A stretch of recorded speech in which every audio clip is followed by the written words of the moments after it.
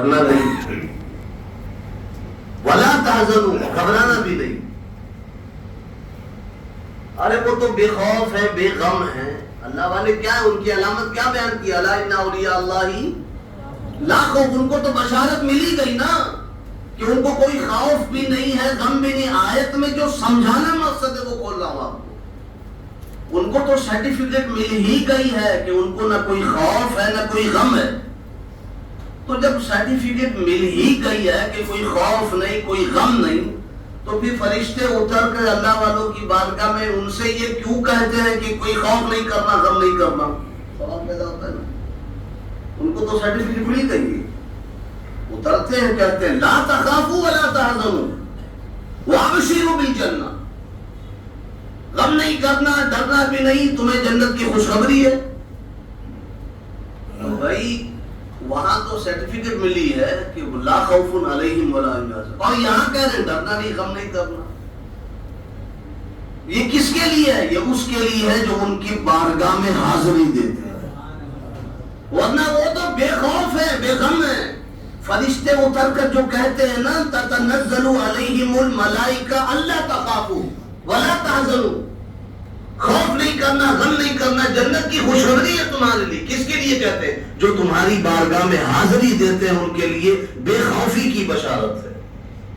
یہ تو بے خوف ہیں، اللہ والے بے خوف ہیں. جو ان کے آستانوں سے لگ جاتا ہے اللہ اسے بھی بے خوف کر دیتا ہے. سبحان اللہ، بے شک. اسے بھی غم سے آزاد کر دیتا ہے اور نصیب آزاد کرتا. وابشروا بالجنہ، اور جنت کی خوشخبری اللہ اسے سنا دیتا ہے.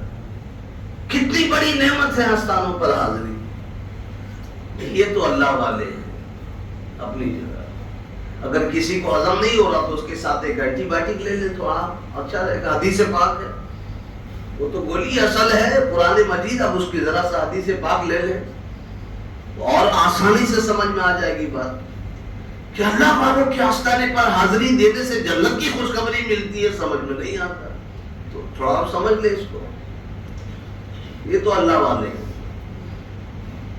حضور نے کیا فرمایا؟ فرمایا ایک حدیث پاک میں کئی جگہ الگ الگ مقام پر الگ الگ جملوں کے ساتھ میں کہ جو کوئی اپنے ماں باپ یا ان میں سے کسی ایک کی قبر پر حاضری دے، یہ ہے نا، اپنے ماں باپ کوئی ایک فوت ہو جائے، کوئی ایک ہے کوئی نہیں ہے یا دونوں نہیں ہے، کسی قبر پر حاضری دے، تو اس سے پتا چلا قبر پر حاضری دینے کا معاملہ اللہ کے رسول نے پہلے ہی واضح فرما دیا. ابھی جو اگلی بات ہے وہ بعد میں سنیں آپ، لیکن اس سے سمجھیں کہ آستانوں پر یا قبروں پر حاضری دینا یہ حضور کی سنت ہے. خود حضور صلی اللہ علیہ وآلہ وسلم اپنے چچا حضرت امیر حمزہ کے مزار پر حاضری دیتے تھے. ہر سال حاضری دیتے تھے. یہ بھی حدیث پاک ہے، ہر سال حاضری دیتے تھے اور نصیب دیتے تھے. ایک بار نہیں کہ دے دیا، ہر سال. اسے پتا چلا ہے کہ سال میں ایک بار اس کا معاملہ حضرت امیر حمزہ کے مزار کے حدیث سے ثابت ہو. ہر سال دیتے تھے. اور کیا فرماتے تھے؟ فرماتے تھے کہ اے لوگوں تم انہیں سلام کیا کرو. سبحان اللہ. شہدائے احد جو تھے نا وہاں پہ آج بھی اللہ سب کو زیارت کا موقع دے. فرماتے تھے لوگوں آئے ہو نا ان کو سلام کر لیا کرو. اس لیے کہ جب تم ان کو سلام کرتے ہو نا 1 2 3 10 20 بار جواب نہیں فرماتے، جس نے انہیں سلام کیا اشارہ کر کے فرماتے تھے سلام کر لیا کرو.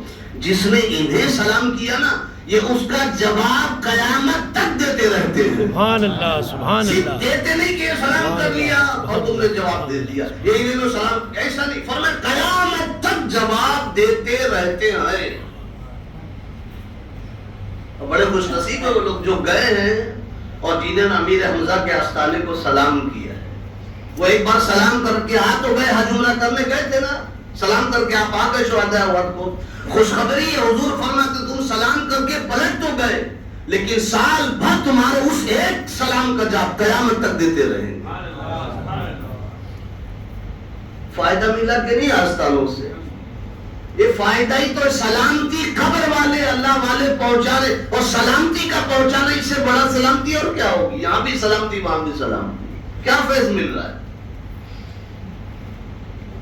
تو حضور فرماتے کہ کوئی ماں باپ میں سے کسی ایک کی قبر پر حاضری دے، دونوں فوت ہو گئے تو حاضری دے کر آئے۔ تو فرمایا کہ جیسے ہی حاضری دے کر آستانے سے، اپنے ماں باپ کے آستانے سے، اور ماں باپ کا آستانہ کسی ولی سے کم نہیں، یہ بھی سن لو، سبحان اللہ، یہ بھی سن لو، سننی ہو بہت ادھر ادھر ماں باپ کو ناراض کر کے آستانوں پر آپ چکر لگاتے رہو گے نا، پھر ایسے چکر آئیں گے کہ قیامت تک وہ چکر بند نہیں ہوگا۔ جی صاحب، یہ بھی اچھی طرح سمجھ لو، ماں باپ سے بڑھ کر اولاد کے لیے کوئی ولی ہے ہی نہیں، اس لیے بہت زیادہ دکھ پہنچے نا تو ادھر ادھر جانے سے اچھا ماں باپ کے آستانے پر حاضری دے کے ماں باپ سے دعا کراؤ۔ ان کی دعا آپ کے حق میں بڑے سے بڑے ولی سے بھی بڑھ کر ہے۔ یہ میں یہ صرف دعویٰ نہیں کر رہا ہوں، بالکل ہے یہ۔ ماں باپ کی دعا اولاد کے حق میں کیا ہے؟ حضور فرماتے جیسے میری دعا، یہ نبی فرما رہے، جیسے میری دعا امت کے حق میں ہوتی ہے نا، ویسے ہی ماں باپ کی دعا اولاد کے حق میں ہوتی ہے۔ یعنی نبی نے اپنی دعا کے برابر کر دیا ماں باپ کی دعا کو۔ اس لیے ادھر ادھر دعا کرواتے، پھر صاحب دعا کر دو، پھر صاحب یہ کر دو، پھر صاحب وہ کر دو، سب اپنی جگہ